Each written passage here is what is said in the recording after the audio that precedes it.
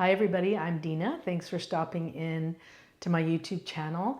Today I'm going to give you a simple tip for standing poses in yoga. So I'm going to talk more specifically about the poses where you open up side to side versus front to back, okay?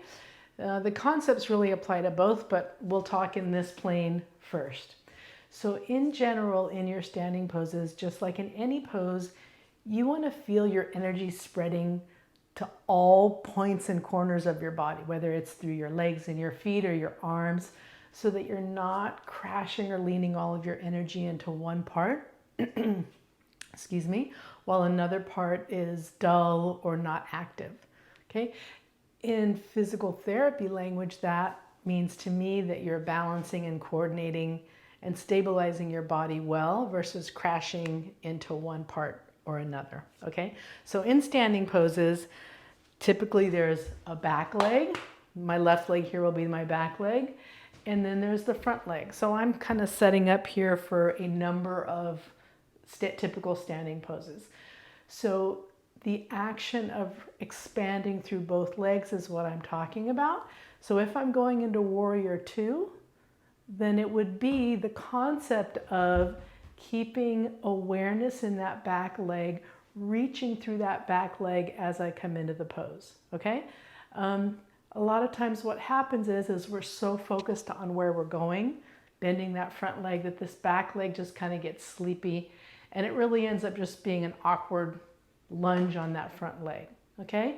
So there's different things that we do in Iyengar yoga to help beginners or just anybody feel that action. One way is to put the back heel against the wall. Okay, so I'm using just the edge of my wall bars here, and to keep that action, keep that awareness of that connection of your back leg into the wall as you would come into the pose, and that will help you feel that. But I'm taking it up a notch, right? And I'm going to use a rope.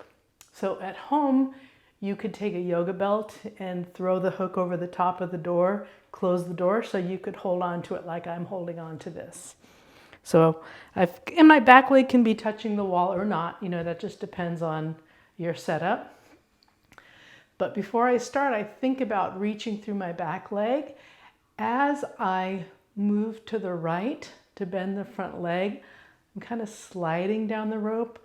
So I'm really taking weight off of my body, and I'm getting to feel the benefits of that energy going into the back side of the body as I move to the front, okay?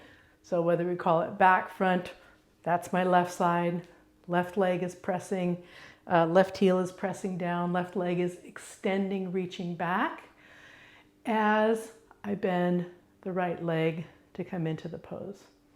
Okay, so if I wasn't using the rope, the instructions would be to reach actively through that arm.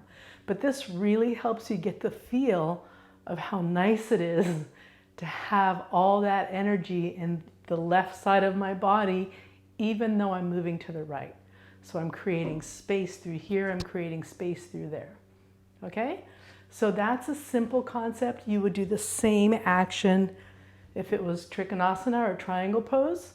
So lifting and lengthening, and then using that rope. I'm kind of hanging on it, but see how it's really helping me open my chest, but it's also helping me keep weight in that back heel. So I can really feel the benefits of making space through the body versus energetically crashing onto the front leg.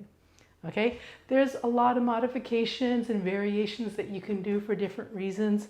So if you tend to have your legs closer or farther or staggered a little bit because of an issue that you have, that's totally fine, okay?